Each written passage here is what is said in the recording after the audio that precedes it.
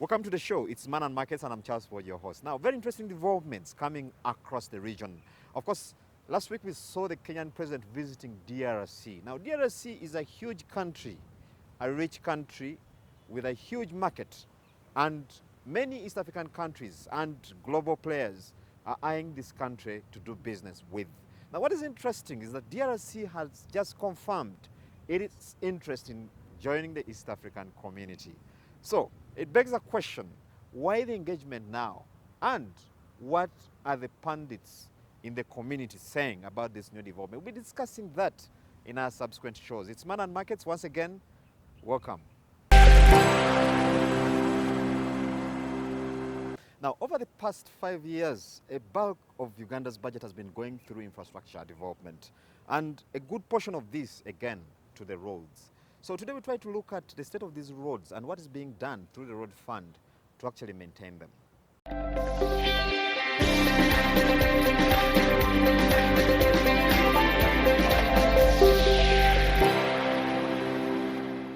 This road user satisfaction survey is the third one that the Uganda Road Fund is undertaking. It is a way of accountability to the road users. It's important that we get their opinions of their perception of the road network. And the survey covers all types of road users: the pedestrians, the motorcyclists, the car passengers, the car drivers, the bus drivers, the truck drivers, and all road users. We need to get their feedback on what they think of our investment in the road network in terms of maintenance.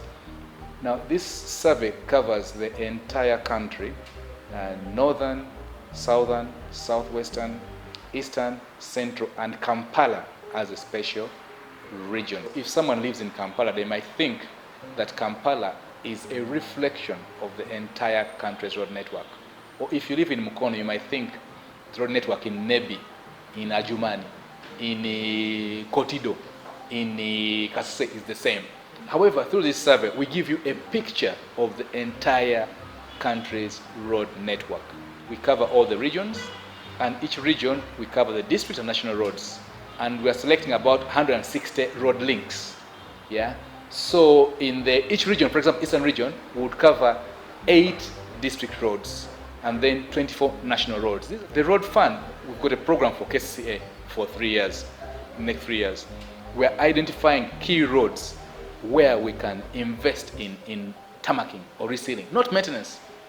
If you recently passed West Small, just between there's a road called Centenary Park Lane, between Wampeo Avenue and Useful Road, a special link that was funded by Road Fund, and in the second half of last calendar year, and the road is now motorable. Now we're identifying more roads where we're trying to reduce congestion, because the poor road condition can also lead to congestion. So we're engaging with KCCA in a short time, identifying these key roads. The key roads, when these roads are paved and then good condition, then you can also reduce congestion. For road maintenance, the world over, it is the requirement of the national governments to fund maintenance. We are the road users. Every time you buy fuel, you are contributing the exchequer something. There's a tax component there, which we reinvest back in the maintenance of road network. And maintenance is very, very, very, very critical. You cannot put towards the PPP rate. For maintenance, you cannot charge road users because you've maintained their roads. Whereas for new roads, improving connectivity, you can charge them.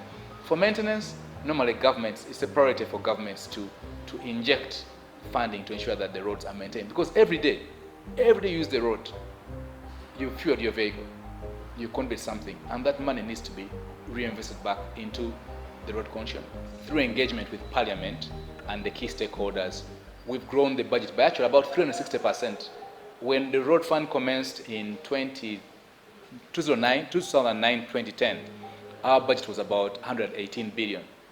Now the budget is currently 512 billion.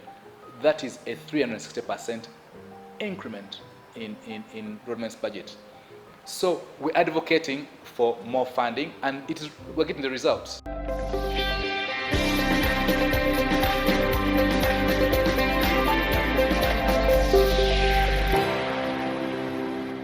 Well, by all standards, 2020 was a tough year for business.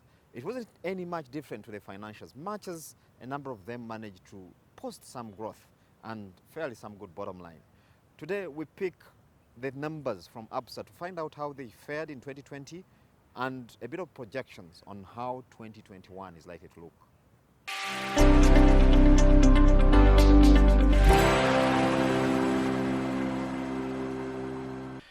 Investment in technology and people is being cited as a major driver of growth for the banking industry, even as major sectors shrunk due to COVID-19 control measures. With the pandemic, there were certain achievements, big achievements we had over the year. And I must comment that the pandemic accelerated our pace to go digital. Some of the achievements we witnessed over the year was our digital innovations in line with the bank's ambition to become a digital-led bank. According to experts, businesses that embrace digital platforms to reach customers stood a better resilience chance in an unprecedented tough business environment conditioned by COVID. Absa Bank Uganda maintains that an earlier deliberate strategy to embrace fintech helped the firm post growth. Achieved a total revenue of 316 billion Ugandan shillings and a profit after tax of 41 billion Ugandan shillings. This resilient performance was underpinned by a growth in net interest income, demonstrating our continued commitment to meet our customers' needs in bringing their possibilities to life. There is, however, still looming concern about what the future portends for the wider economy, even as strides are made to rein in the COVID pandemic and associated impact on business.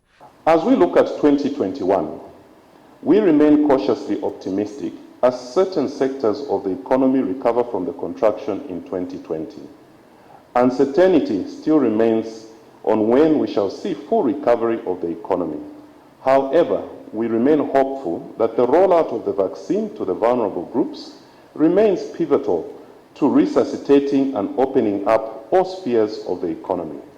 As it is today, key economy sectors including tourism and the wider hospitality and entertainment industry have been hit hard by COVID-associated SOPs, including the standing curfew. The still simmering impact of this reality to business has a strong bearing on the banking industry's performance. Unlike all other business facilitation players in the economy, even here, fingers are still crossed for a better tomorrow.